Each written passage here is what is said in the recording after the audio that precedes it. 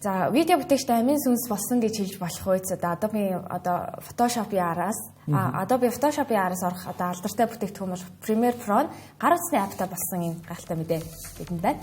За одоогоор iOS дээр үнд төлбөрөөр ашиглах боломжтой байгаа.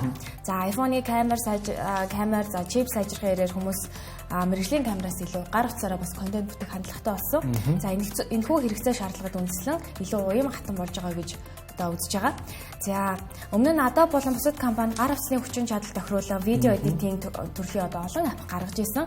За гэхдээ анх удаа мэргэжлийн студиуд ашигладаг видео программыг гар утсанд зориулж шинэ хөлбөр гаргаснараа бас энэ удаагийн үйл явдал онцлог байлаа.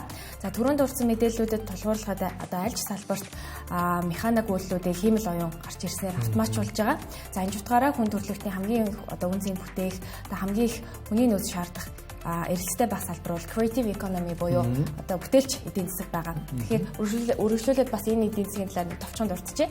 За creative economy буюу бүтээлч эдийн засаг гэдэг нь урлаг, соёл, инновац, технологи толгуурласан эдийн засгийн салбаруудын цогц ойлголтыг хэлж байгаа. За өмнө нь яг үйлдвэр бол гол баялаг бүтээгч байсан бол за одоо оюун санаа сэтгэлгээ тэр үрийг авч байгаа гэж ойлгож болно. За үүнтэй холбоотой нэг тоо баримт дуртахад нэгдсэн улсын байгууллагын худалдаа хөгжлийн баг хурлын мэдээснээр 2022 онд бүтээлч үйлчилгээний экспорт 29% өсөж 1.4 их 80 ам долларт хүрсэн байна. За харин бүтээлч бараа бүтээгдэхүүний экспорт 19% өсөж 713 тэрбум долларт хүрсэн юм бас тоо баримтуудыг дурдж болохоор байна.